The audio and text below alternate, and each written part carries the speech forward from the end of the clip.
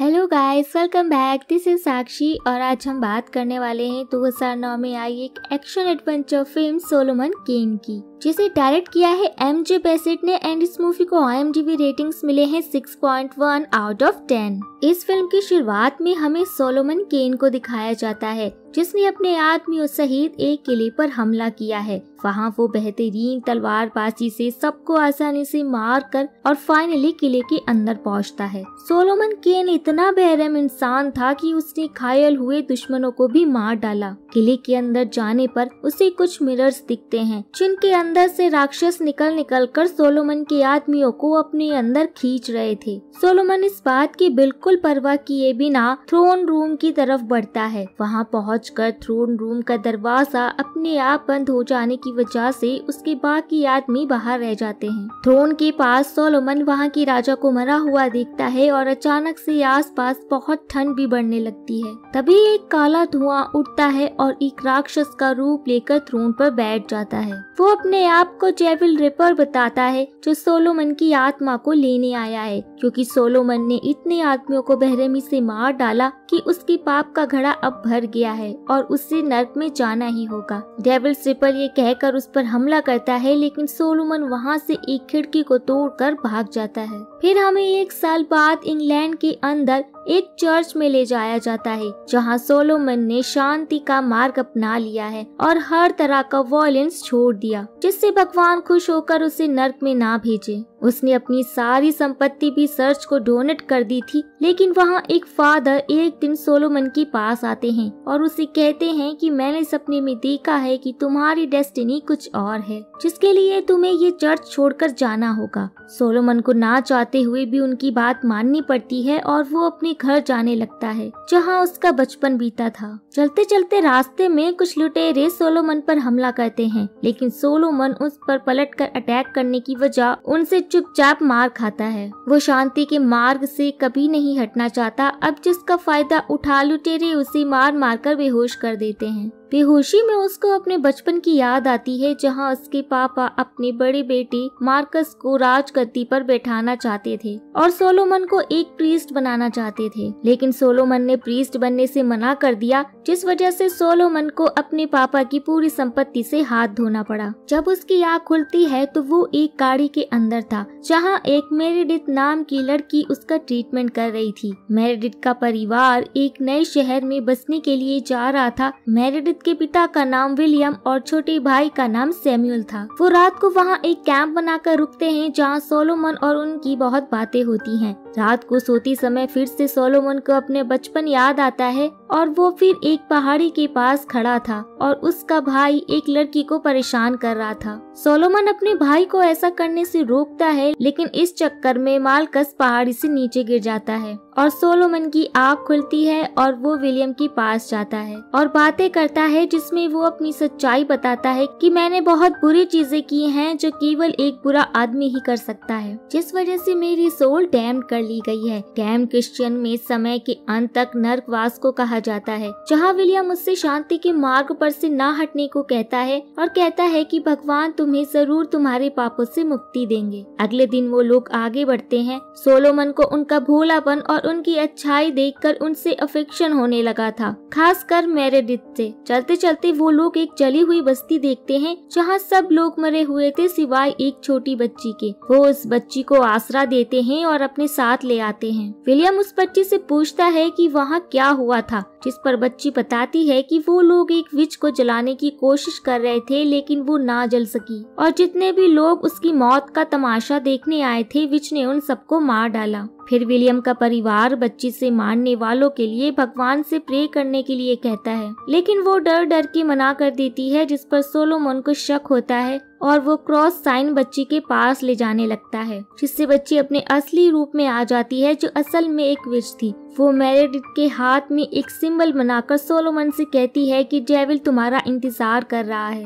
और फिर वहाँ से उड़कर चली जाती है। फिर हमें एक मास्क मैन को दिखाया जाता है जिसने उनके लुटेरों को, जिन्होंने पहले सोलोमन को लूटने की कोशिश की थी, उनको पकड़ लेता है और उनको अपने जैसा बनाने लगता है। मास्क मैन उनके ऊपर अपना हाथ रखता है और वो लोग उसके वश में हो जाते हैं। वहीं सोलोमन से मेरेडिथ उस सिंबल के बारे में पूछती है, जिस पर सोलोमन उससे कहता है कि नहीं पता और उस पर भरोसा करने के लिए भी कहता है। अगले दिन रात को सोलोमन को मार्क्समैन की आदमी कुछ लोगों को बंदी बनाए हुए दिखते हैं, जिन्हें देखकर वो सैमुअल को अपने परिवार को यहाँ से दूर चले जाने के लिए कहता है। लेकिन उन आदमियों ने पहले ही विलियम परिवार पर हमला कर दिया था, जिसे देखकर सैमुअल जोर से चिल्लाता है। उसके चीख सुनकर सोलोमन भी वहां आ जाता है। सैमुअल को एक सैनिक ने चाकू के पॉइंट पर पकड़ रखा था और सोलोमन उसको उससे ना मारने के लिए कहता है, लेकिन वो सैनिक मार्क्समैन के वश में था, जिस वजह से मार्क्समैन के इशारे पर सैनिक सैमुअल को मार देता है, जिससे सोलोमन को बहुत दुख होता है। फिर वो ऊपर देख के डिसाइड करता है कि अगर अब मैंने इन्हें मारा तो मैं जरूर ही नर्क में जाऊंगा, लेकिन इस प्राइस को मैं खुशी खुशी पे करने के लिए तैयार हूँ। और फिर एक एक करके बेरहमी से मार्क्समैन के आदमियों को मारने लगता है। लेकिन मार्क्समैन के आदमियों ने पहले ही विलियम की ज्यादातर परिवार को मारकर मेरेडिथ को अपने साथ अपनी गाड़ी में बैठा लिया था, जिसे वो बहुत आगे ले गए थे। सोलोमन फिर विलियम के पास आता है, जिसे देखकर विलियम उससे कहता है कि तुम मेरी बेटी को बचाने का प्रॉमिस करो मुझसे। अगर तुमने ये प्रॉमिस पूरा कर दिया तो भगवान तुम्हें तुम्हारे पापों से जरूर मुक्ति दे देगा। मेरेडिथ की मॉम उसे मेरेडिथ की तस्वीर देती है और उससे ले जाने के लिए कहती है। सोलोमन केल अपने हथियार तैयार करता है और देखता है कि मार्क्समैन के आदमियों के मर जाने के बाद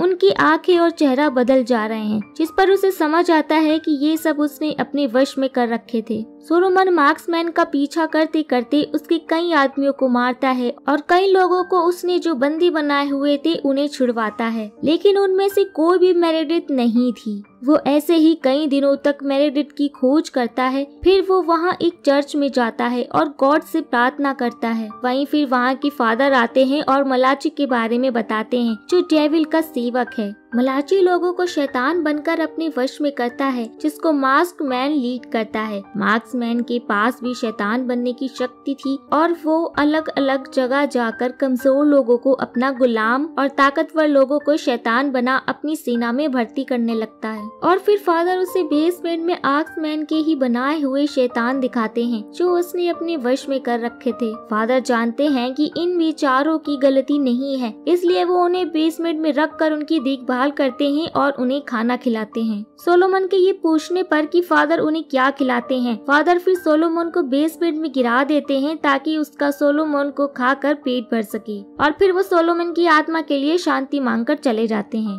सोलोमन अपनी तलवार से उनसे लड़ने की कोशिश करता है और उसे एक रास्ता मिल ही जाता है जहाँ से वो बाहर निकल सके। बाहर निकलकर रोशनी की वजह से वो शैतान उसके पास नहीं आ पा रहे थे। बाहर निकलते ही उसे वो लुटेरे, जो अब मार्क्समैन की वजह से शैतान बन चुके थे, दिखते हैं। लुटेरे उस पर हमला कर देते हैं, जिस पर सोलोमन भी उन पर हमला कर मार डालता है और उनके सरदार को टॉर्चर कर मेरेडिथ के बारे में पूछता है, जिस पर सरदार बताता है कि वो मर चुकी है। इसके फ्रस्ट्रेशन में सोलोमन सरदार को नीचे बेसमेंट में ही फेंक देता है। सोलोमन मेरेडिथ के मर जाने के गम में बहुत बुरी तरह डूब जाता है। इस वजह से वो शराब पीने लगता है। वहाँ उसका पुराना साथी, जो सोलोमन की सेना में लड़ता है, वहाँ आता है और सोलोमन को फिर से उन्हें लीड करने के लिए कहता है। वो लोग भी मलाची के खिलाफ जंग छेड़ रहे थे, लेकिन सोलोमन उनसे मना करके उन्हें भगा देता है, क्योंकि मेरेडिथ के मर जाने से वो बहुत सदमे में था। कुछ देर बाद वहाँ मार्क्समैन और उसके आदमी आते हैं, जो पूरे गांव में आग लगा वहाँ के लोगों को सोलोमन सहित सूली पर लटका देते हैं। सोलोमन सूली से छूटने की भी कोशिश नहीं करता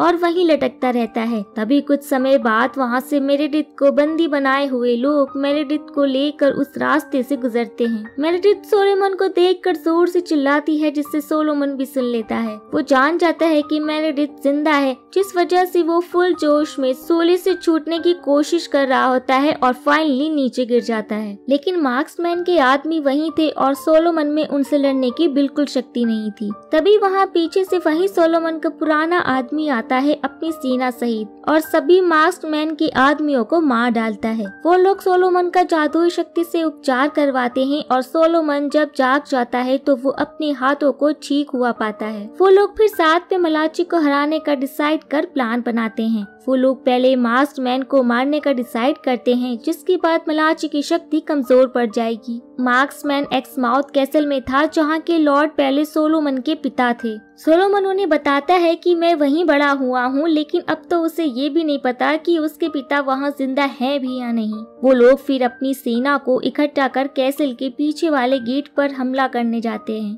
वहाँ उन्हें सबसे पहले वही विच मिलती है जो पहले छोटी बच्ची का रूप बनाए हुए थी। सोलोमन उसे अग्रेशन में एक ही चाकू से मार देता है। वहाँ फिर बहुत सारे मार्क्समैन के बनाए हुए शैतान और खुद मार्क्समैन सोलोमन के आदमियों से लड़ने आता है। मार्क्समैन बहुत ज्यादा शक्तिशाली था, इसलिए वो उससे ना लड़कर कैसल में जाने का डिसाइड करते हैं। सोलोमन मार्क्स के साथ लड़कर अपने साथियों को अंदर जाने का मौका देता है और खुद वहाँ एक छोटे से दरवाजे से अंदर चला जाता है। वहाँ से वो जहाँ सभी कैदियों को रखा जाता है वहाँ पहुँचता है। वहाँ वो मेरेडिथ को छोड़ सभी कैदियों को पाता है और सभी को आजाद कर देता है। एक सेल में उसे एक बूढ़ा आदमी दिखता है, जिसको देखकर सोलोमन पहचान जाता है कि ये उसके पिता हैं। वो उनकी चैन को तोड़ने की कोशिश करता है, लेकिन नहीं तोड़ पाता क्योंकि उस पर मलाची ने जादुई मंत्र लगा रखा था। वो अपने पिता से माफी मांगता है कि बचपन में उसकी वजह से मार्कस उसका बड़ा भाई मर गया था, लेकिन उसके पिता उसे बताते हैं कि मार्कस खाई में गिरने के बाद भी नहीं मरा। वो काफी ज्यादा घायल था, इस वजह से बेहोश पड़ा था। कई प्रीस्ट और कई डॉक्टर्स को दिखाने के बाद भी वो ठीक नहीं हो पा रहा था, इसलिए मैंने यहाँ एक तांत्रिक को बुलाया जिसका नाम मलाची था। उसने जो जो शर्त रखी मैंने वो उसे दी और वो फाइनली मार्कस को वापस ले आया। लेकिन अब मार्कस डार्कनेस की दुनिया में चला गया था और वो पहले जैसा बिल्कुल ना रहा। उसका चेहरा गिरने के बाद इतना ज्यादा बिगड़ गया कि उसे अब मास्क पहनकर रहना पड़ता है और तब से मार्कस मलाची का ही सेवक बन गया। और अब मार्कस उन सभी को इन्फेक्ट करेगा जो उसको फॉलो करेंगे। उसके पिता फिर उसकी गन निकाल कर खुद को मारने के लिए उसे कहते हैं, क्योंकि जब तक वो जिंदा रहेंगे तब तक उनका लाया हुआ तांत्रिक मलाची भी जिंदा रहेगा। ना चाहते हुए भी सोलोमन को अपने पिता को मारना पड़ता है। फिर सोलोमन कैसल के अंदर थ्रोन रूम में जाता है। वहाँ उसे मलाची दिखता है जो असल में वही डेविल रिपर था जिससे बचकर सोलोमन मूवी की शुरुआत में भागा था। सोलोमन तलवार ले उसको मारने जाता है, लेकिन वो काला धुआं बन जाता है और फिर से गायब हो जाता है। सोलोमन वहीं पर बंदी बनी हुई मेरेडिथ के केस का लॉक तोड़ता है, लेकिन तभी पीछे से मार्क्समैन आ सोलोमन पर हमला करता है। सोलोमन मार्क्समैन को समझाने की कोशिश करता है कि तुम मेरे भाई हो, तुम्हें ये सब करने की कोई जरूरत नहीं, लेकिन मार्क्समैन उसकी बात नहीं समझता और दोनों लड़ने लगते हैं। लड़ते लड़ते वो मलाची को आवाज लगाकर पूछता है कि तुम मुझसे क्यों छुप रहे हो, जिस पर मलाची उसे एक पोर्टल टाइप दिखाता है जिसमें एक बीस्ट बंद था, जिससे डेविल ने सोलोमन के पापों के कारण उसकी सोल को नर्क में ले जाने के लिए भेजा था। सोलोमन गॉड से प्रे करता है और फिर मार्कस को समझाने की कोशिश करता है कि तुम यहाँ के लॉर्ड हो, लेकिन वो नहीं समझता। बहुत देर तक लड़ने के बाद लास्ट में सोलोमन मार्क्समैन को घायल कर उसके शरीर को जला देता है, लेकिन इसी बीच मलाची मेरेडिथ को लेकर पोर्टल के पास आ मेरेडिथ के हाथ का खून पोर्टल पर डालता है, जिससे पोर्टल खुल जाता है और बीस्ट बाहर आ जाता है। मेरेडिथ एक इनोसेंट और अच्छी लड़की थी, इसलिए उसका पवित्र खून से ही पोर्टल खुल पाया था। बीस्ट फिर सोलोमन को मारने उसके पास जाता है। सोलोमन भगवान से मदद मांगता है और बीस्ट से भागता है और मलाची के सामने जा खड़ा होता है जिसने मेरेडिथ को पकड़ रखा था। वो मेरेडिथ को अपनी सोल देने के बदले में उसे छोड़ देने के लिए कहता है, जिस पर मलाची उससे पूछता है कि तुम इसको क्यों बचाना चाहते हो अपनी सोल को देकर, जिस पर सोलोमन बंदूक निकालकर कहता है कि मैंने एक प्रॉमिस किया था कि मैं मेरेडिथ को जरूर बचाऊंगा। वो फिर तुरंत मलाची को शूट कर देता है, जिससे मलाची वहीं मर जाता है और मेरेडिथ उसके हाथों से छूट जाती है। क्योंकि उसने मेरेडिथ को बचाकर अपना प्रॉमिस पूरा किया है, इस कारण उसके सारे पाप खत्म हो गए और इस वजह से वहाँ बीस्ट भी वापस पोर्टल में चला जाता है। उसकी एनर्जी से कुछ देर के लिए सोलोमन बेहोश हो जाता है, लेकिन मेरेडिथ के उठने पर वो जाग जाता है और दोनों बहुत इमोशनल हो जाते हैं कि अब डेविल जा चुका है। वो फिर मेरेडिथ को अपनी माँ के पास भेज देता है और एक नदी किनारे खड़ा हो कहीं जाने की तैयारी करता है, क्योंकि उसे अब अपनी लाइफ का पर्पस मिल चुका था। वो दुनिया से शैतानों और बाकी शक्तियों को खत्म करने का डिसाइड करके अपने घोड़े पर बैठकर निकल जाता है और यहीं पे ये मूवी एंड हो जाती है। तो गाइस, अगर आपको वीडियो पसंद आया हो तो लाइक जरूर कीजिएगा और लास्ट में एक अच्छा सा कमेंट करके जरूर जाइएगा और मिलते हैं नेक्स्ट वीडियो में। तब तक के लिए टाटा बाय बाय।